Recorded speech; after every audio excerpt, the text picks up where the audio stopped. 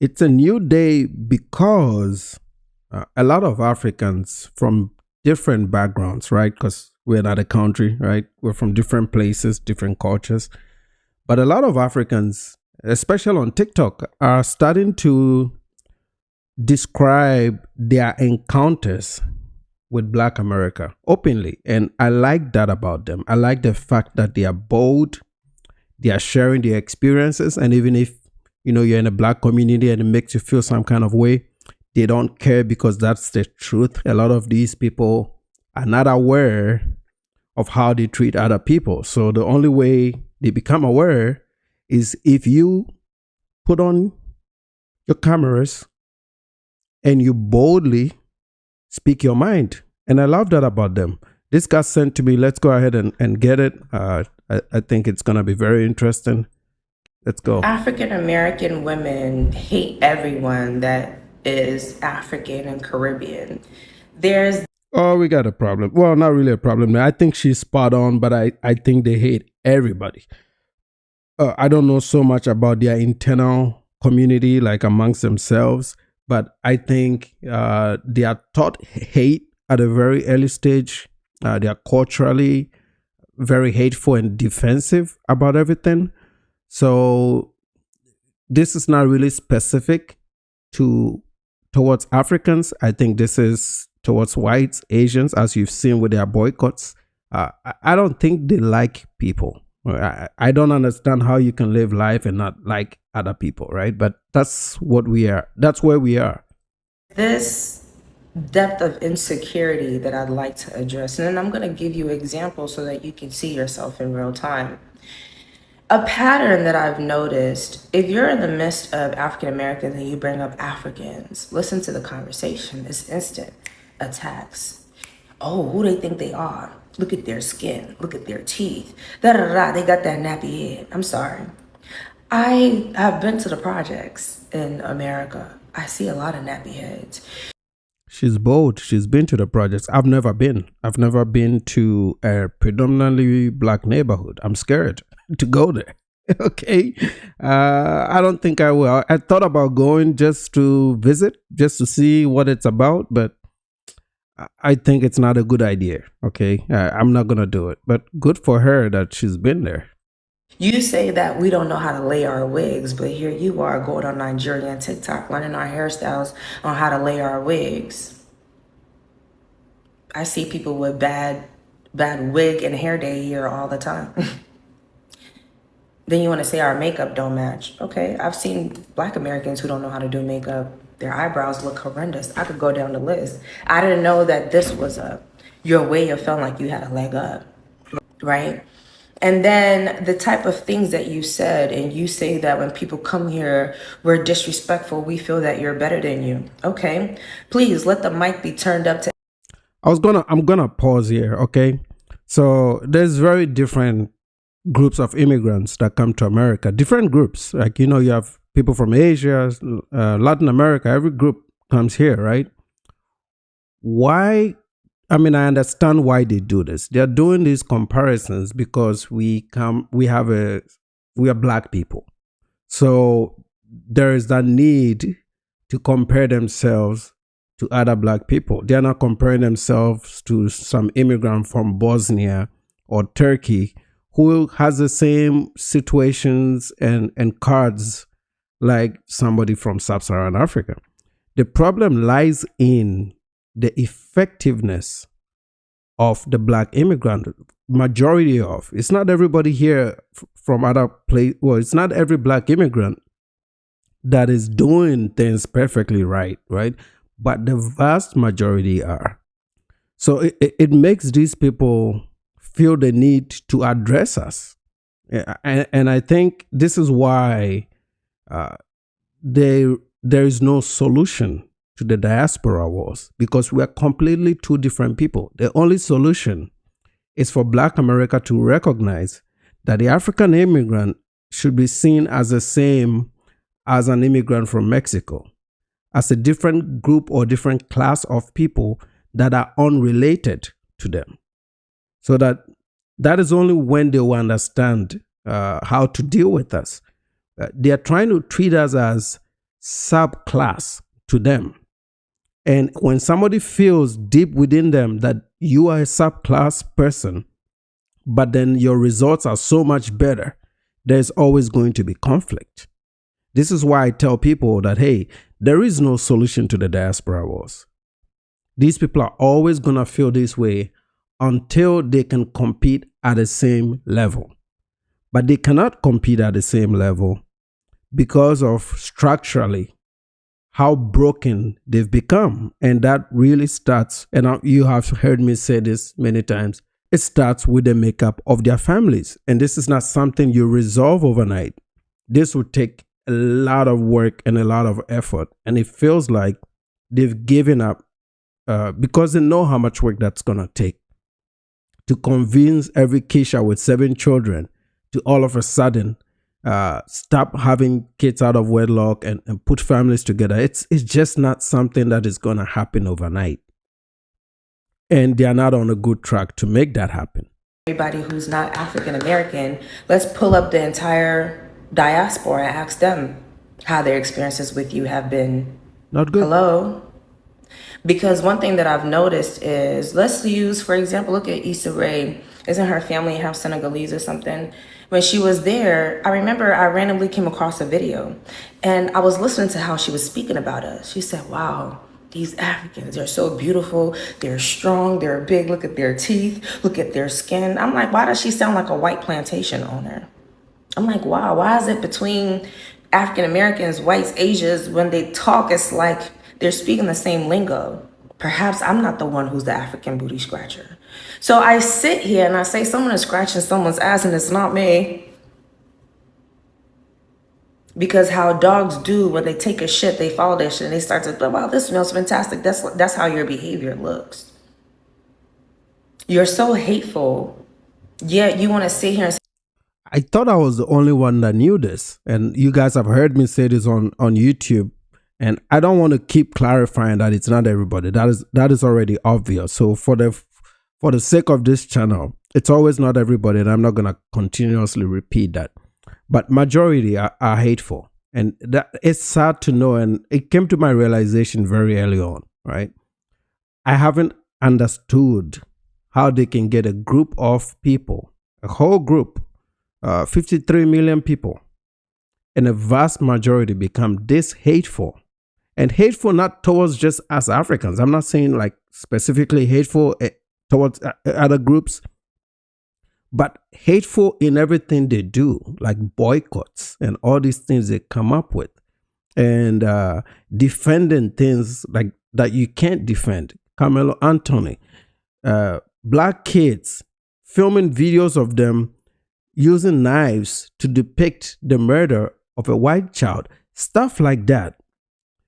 These are the events that make, if you're a black immigrant and you're listening to me, these are the specific events that should make you understand that we are completely very, very different from these people. And any attempt to sort of try to bridge a gap and see if there's some type of a common ground or dialogue, there is no dialogue because there was not supposed to be any conflict. We are completely two different groups of people, and we should have nothing that should make one group feel that we have to answer to them. It just doesn't make sense. We're not culturally aligned. There is nothing that we have in common except for a skin color. It's like a white Eastern European coming to America and having conflicts or wars with white Americans.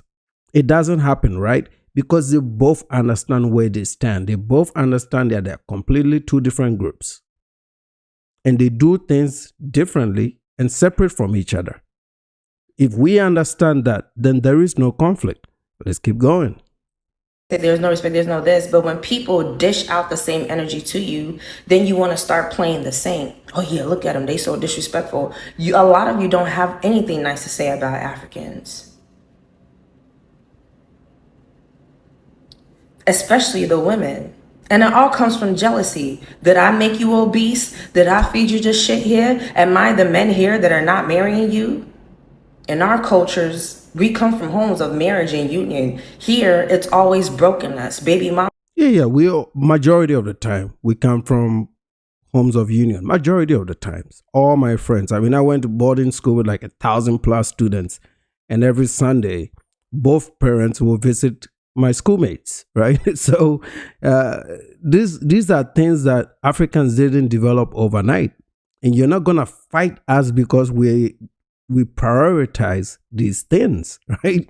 And I'm glad that again an African woman is boldly talking about the same things that I talk about. I don't think she listens to me. These are people's real experiences. You may not be comfortable uh, hearing people's experiences, but these are really true facts. This is why we sound the same. She sounds like me. You're so wonderful, but your men are not even marrying you, and you're the ones raising them. You sit here and you're mad at how the same Western media that goes to Africa and shows the poor and rural parts of Africa that even us ourselves don't even know those neighborhoods. How come here they're not showing your projects? They're not showing your shelters. They're not showing Skid Row. They're not showing the veterans sleeping in the woods in Texas.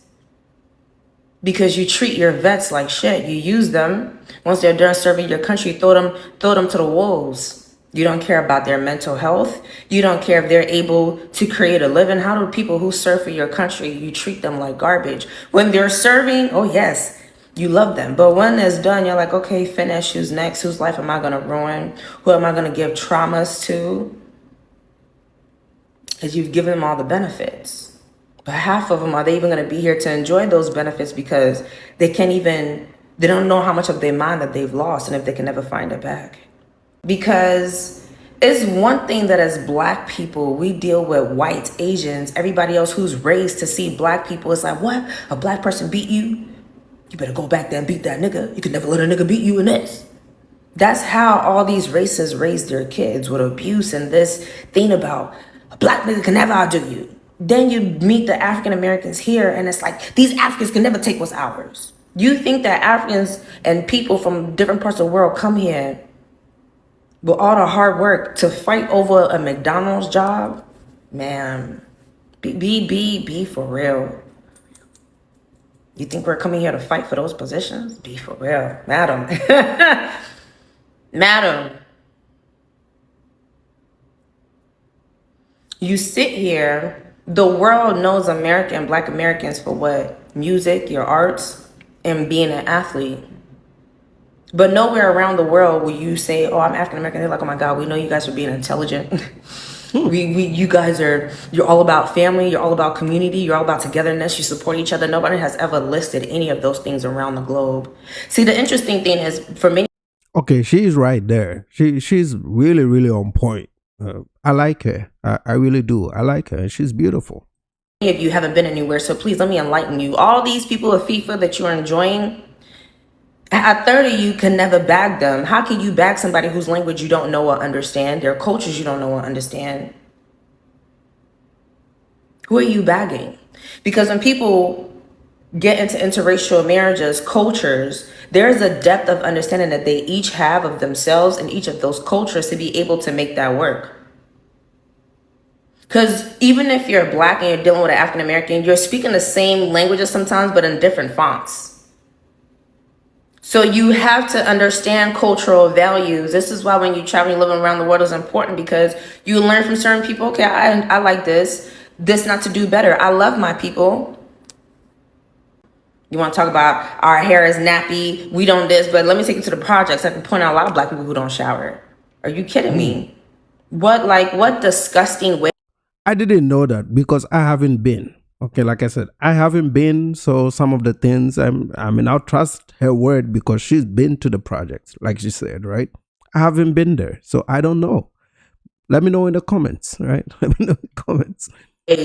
Of you carrying the same ways that the white men have treated you, the Asians and everybody else who's your oppressor, and you have that energy towards us. Why don't you have that energy towards everybody else? Because I don't, a lot of Black immigrants come here and they also form these Black narratives that the white man is the oppressor, and nobody's oppressing anybody in 2026 in America. Okay, this is a fair field game. You can go to college, you can go to grad school, you can pass an exam, you can get a job, you can sit through an interview like the rest of us do. You're gonna negotiate a salary, you're gonna get paid, you can buy property if you do your finances right. I don't know. So this is the part where I'm gonna push back. This generalization that whiteness means oppression, it's just bringing back things that happened historically. But white people have also been responsible for modern civilization. And they might say it changed or improved a lot of people's lives.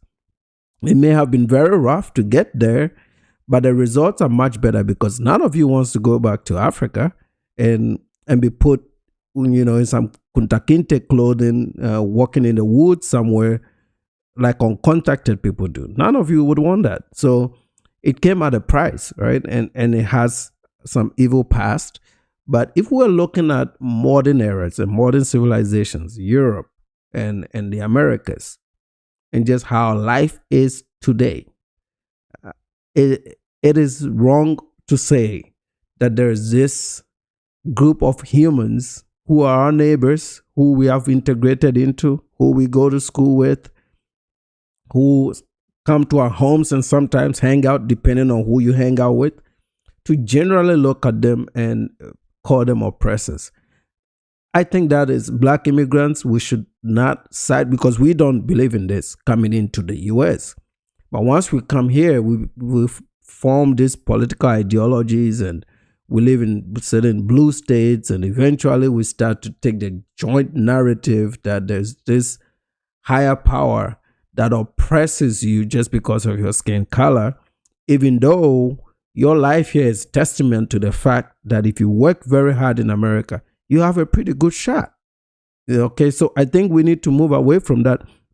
Leave that to the black community that you found here to believe that nonsense and to keep fighting what they fight. Your job here is to develop yourself. Develop yourself to be a good person. Develop yourself to improve on every metric that is assigned to you. Educate yourself as you go, not one time through college and you're done, but consistently educate yourself. Build networks and friendships. And yes, that should include white people, Indians, other groups that are willing to be your friend. And that is how you create opportunity for yourself. Be a good neighbor, go to church, and life is beautiful. And I think this is, she goes on a little bit of a rambling there, but I think this is a good way to finish this reaction, is that this whole notion that, people are oppressed, and that is some things you adopt from the black community. It's not true. Okay. But I will give her this. Everything she said about her experiences, it's pretty spot on. It's just pretty much in line with my talking points and the things that I've been talking about. What I also like about this is the fact that she is speaking boldly and confidently and expressing herself so articulately. It's so beautiful to watch. I really, really, really enjoyed how she was able to put this together. I'm sure she's going to get some reactions and some pushback because these guys are quick to complain, right? They don't want to, they don't listen. That's the whole thing. That's what I've come to understand dealing with this or talking about this community, is they're quickly offended, but they don't listen. It's like they're not hearing the Africans. Okay. It's like whatever we're saying on the internet, they're not hearing. They're just pointing fingers at, you don't like us, you don't like us, you don't like us. But they're really not hearing. Okay. But keep posting, keep posting, because other groups are hearing for the first time our experiences dealing with these people.